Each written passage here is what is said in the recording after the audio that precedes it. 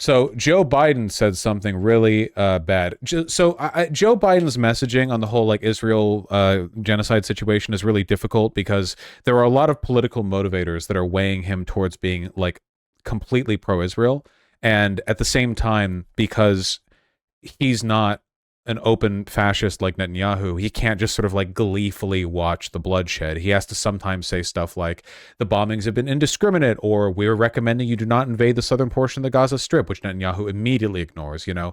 So he's like tempering his statements with meaningless bullshit. It doesn't mean anything. But every once in a while, he lets this stuff slip that is just like genuinely psychotic. You've probably seen this clip. As I said after the attack, my commitment to the safety of the Jewish people and the security of Israel and its right to exist is independent, as an independent Jewish state is unshakable. Folks, were there no Israel, there wouldn't be a Jew in the world that was safe. Were there no Israel. This is like actually psychotic.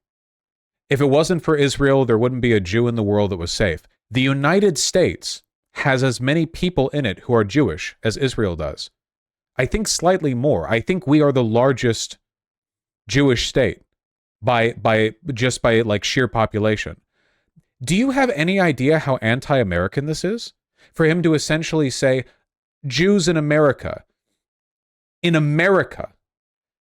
your safety is actually not up to us. We, the most powerful nation in the history of the world, that you live in and were probably born in, that you have citizenship in, that's not the determining factor in your safety. It's actually this tiny Middle Eastern settler colonial project. That's actually what determines your safety. Do you have any idea how psychotic this is? Genuinely. So, first of all, it's highly anti-Semitic. Because the idea, this is very much like the anti-Semitism is anti-Zionism bit. The idea that Israel and Jews are inseparable. The idea that you can be a Jew living in America, the United States of America, objectively a safer place to be a Jew than Israel, by the way. Israelis say that all the time. We're surrounded by Arab nations, bombs from Hamas, whatever. A lot of this is self-inflicted, admittedly, but still it is objectively the case that America is a safer place to be Jewish than Israel. They'll admit that. So that's something for one, but Biden is literally doing the like Jews are Israel and Israel are Jews bit. How can the safety of a Jew in America be determined by the state of affairs in Israel? How, like, seriously, what's the relationship there unless you believe there's some kind of innate spiritual tie between Israel and Jews? Like, what, genuinely, I'm asking, what is the relationship there? And how can you say that? Doesn't it signal so much weakness, such a lack of confidence in our nation's ability to do what it needs to protect its citizens, to go, yeah, again, you know, sure, we're the United States, and we're the most powerful nation ever, and we're incredibly, insanely strong, and also we have a relatively safe domestic space, you know, here, and, you know, we have our hate crimes, to be sure, but altogether, it's a relatively safe country to be in, but none of that matters, because you are a Jew. Your safety is actually directly tied to this settler colonial project. It's in the Middle East. It's less than 100 years old. We constructed it out of the ethnic cleansing of the Palestinians who lived there before. That actually is what your safety is tied to. You know, it really reminds me of the anti-Semitism that built Israel to begin with. Not to begin with, but like, you know, the most recent incarnation of Israel as it's known. For those of you who don't know, okay, Hitler didn't like Jewish people very much. This Hitler guy wasn't good. Don't learn from him. Wasn't a great guy. Not good. Now, Hitler based a lot of his radical right populism on weaponizing anti-Semitism, but like basically everyone was anti-Semitic in Europe back then, because again, we're talking like 1920s, 1930s Christian Europeans. Like we're not exactly dealing with the apex of social progressivism here. Jews have been a punching bag in Europe for a long time. Not to say that they were all like being killed in the streets or whatever, just that like latent anti-Semitism was a very broad, very widely accepted bias, and he weaponized that. But when things got really bad in Germany, you know, the anti-Semitism was still prominent elsewhere. Before the Holocaust really really like ramped up, a lot of Jews, they tried to flee Germany, and what happened? We turned them away. you know? Like, America did, other countries did as well, because they didn't want Jews in their country, so we sent them back to die. And after World War II ended, I think there was like this feeling of guilt a little bit, but there was also a desire to move the Jews elsewhere because, a lot of these countries just didn't want them. The anti-Semitism has remained a broad problem. Anti-Semitism has never really gone away. It's just Hitler tainted it so much that it's more politically and optically useful to distance yourself from it than it is to engage in it. But, for example, conservative politicking in the United States has never distanced itself from the contingent of conservatives who allied with Nazi Germany prior to our involvement in the war, Like, there's never been a point in the United States where, like, look at the way American conservatives responded to the Frankfurt School, if you want examples of this. They'll LARP about Israel and being opposed to anti-Semitism, on and on and on, but then some Jewish academics and intellectuals start cooking something fine, and they did cook fine shit over there at the Frankfurt School, and what do you get all of a sudden? You get the cultural Bolshevism Nazi bullshit all over again. They do the exact same thing, and we're still dealing with it today. We're still dealing with it. Cultural Marxism is just a Nazi theory, and the conservatives preserved it like a flame. They kept it safe, and it's still used uncritically today, to this day.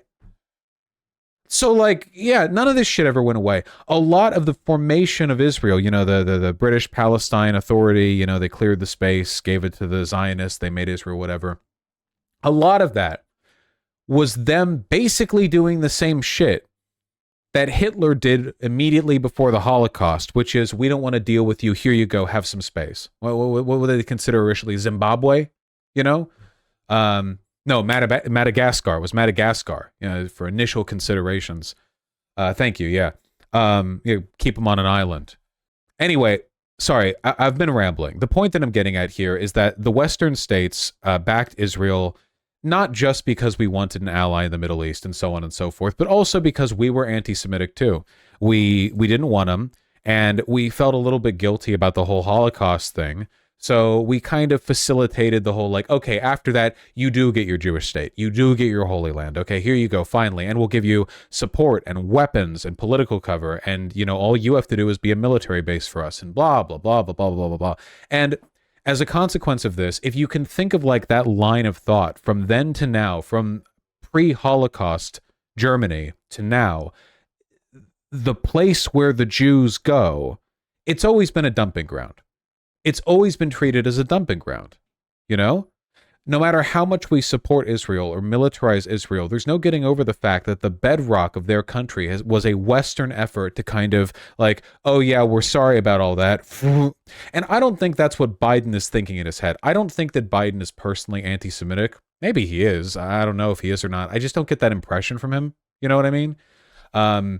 I think that he, however, is very old. I mean, he's basically as old as Israel is, and I think that as a consequence of that, he's kind of regurgitating like very old attitudes and biases. He's older? Is he really? I guess he is. Yeah, hold on. Biden birth date. Jesus Christ, like 6 years older. Oh my God. Oh man. When he was growing up in primary school, he would have been like reading in the newspaper stories of like yeah, November 20th, 42. Yeah, Jesus.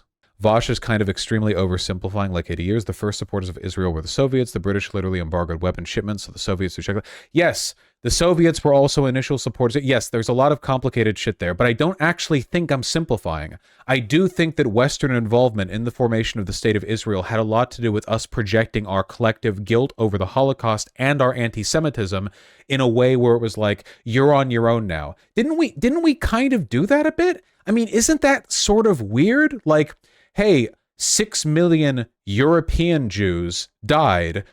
How are we like, what restitution are we engaging in following this? What if we did like a settler colonialism where they gave them like a very distant part of the planet, There's weirdness there. Now, there's a lot of complexity there as well. But the point that I'm getting to through all of this is that I think that there's a kind of like latent paternalistic distancing that enforces, or I should say reinforces, that sort of like anti-Semitic, they're their own people kind of thing. And I think that's what Biden's doing here. Don't you agree? Is Biden not doing that? Jews are Israel, Israel are Jews. That was the space they were pushed to. That's them, you know? It's not just like a country or anything. He's engaging in that same essentialization, that distancing. And imagine how this must make you feel like American Jews, right? Like, America has as many Jews as Israel, if not slightly more. We are I mean, to the extent that a nation can be Jewish, America's had a lot of Jewish influence. And, you know, they make good food. It's great. Multiculturalism. This, to me, it signals weakness. It signals a kind of treachery. The implication that like the millions of Jewish citizens in the United States are actually essentially like of natural dual citizenship, which is an anti-Semitic trope, isn't it? That's kind of what he's implying, you know? Even if you're an American Jew who has never in your life been to Israel, you actually have a kind of innate dual loyalty, an innate dual citizenship, a tie to Israel, whether or not you've actually been there, purely by, like, okay, can you imagine Biden saying this about another religious group in another country? Like, you know, oh, if Ukraine isn't held by the Ukrainians, there won't be an Orthodox in the world that will be safe. Would he say that? I don't think so. That doesn't sound like something he'd say. Like, why? You know, that would be weird. He might say this. He's pretty racist. Yeah, well, you know. It's more like if it wasn't for Saudi Arabia, Muslims in the U.S. wouldn't be protected. Yeah, essentially, yeah. Actually, I think that's a good way of honing in on the weirdness. It would be like, you know, him defending Saudi Arabia by saying, you know, if it wasn't for Saudi Arabia, like, you know, there's not a Muslim in the world that'd be safe. What do you mean by that, Joe? If he said that, that'd be international news, by the way. That would be insane. That'd be massive. First of all, it'd be very legitimizing for the House of Saud because they want to make themselves the grand poobahs of Islam, even though those motherfuckers do not believe in Allah and are using it as a cash cow. You know, I think the Pope at least believes in God. The Saudi Arabian government, I don't know. You know, it would be an international scandal as well, both for American Muslims and for Muslims all around the world. The idea that like that is just the innate center of Islam. Of course, the Minecraft cube is, but you know, that's not like Saudi Arabia innately. You know, so.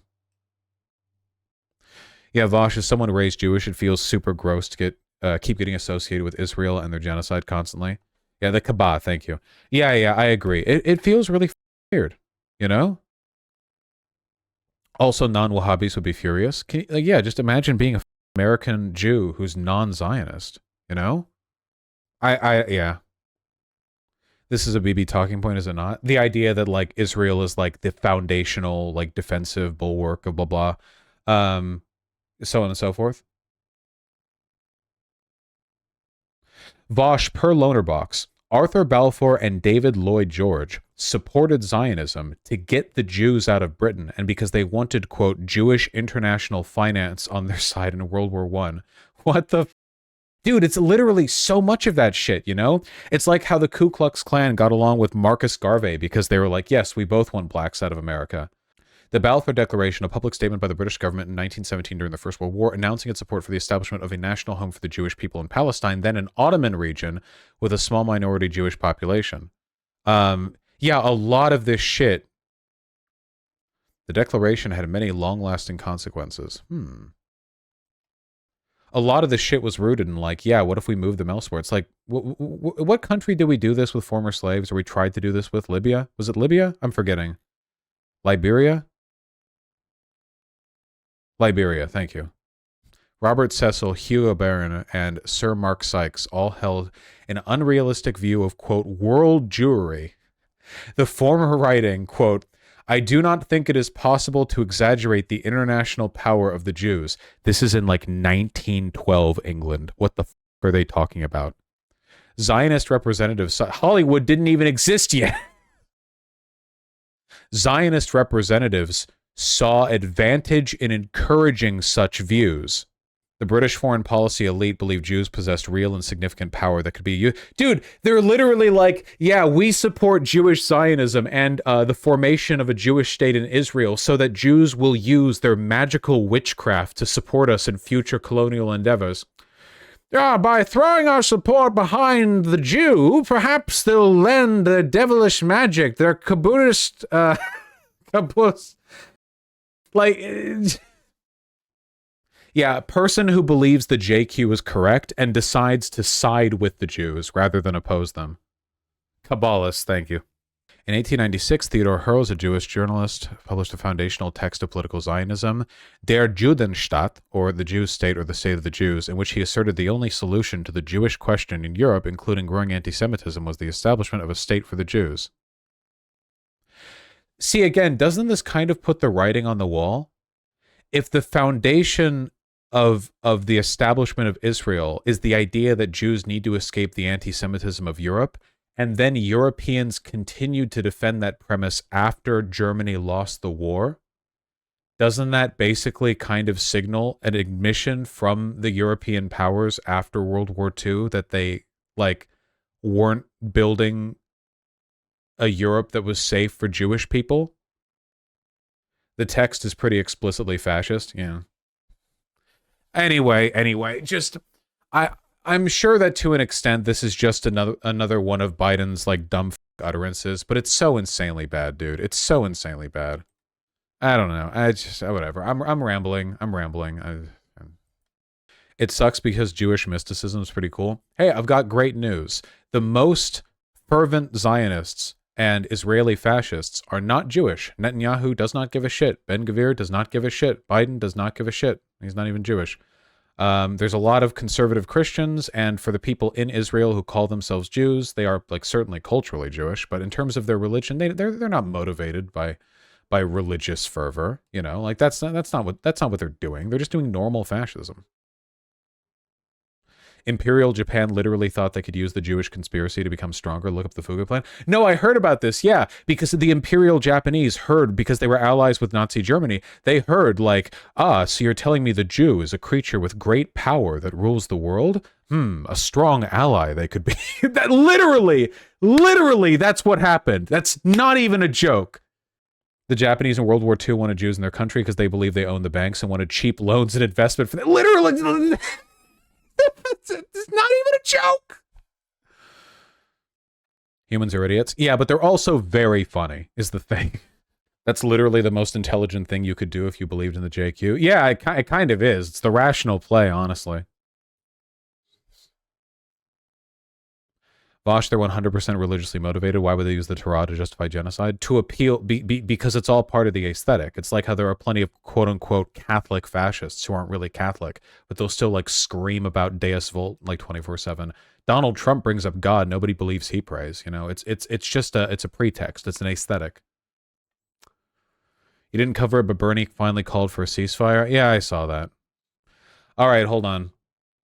It's time for donos. In fact, it was time for donos a bit ago. I am going to read donos, is what I'm going to do. What about Biden quoting himself a few years ago saying, you don't have to be Jewish to be a Zionist, and I am a Zionist? I don't know what relevance that statement has. A bunch of people keep saying it. I don't know what relevance it is.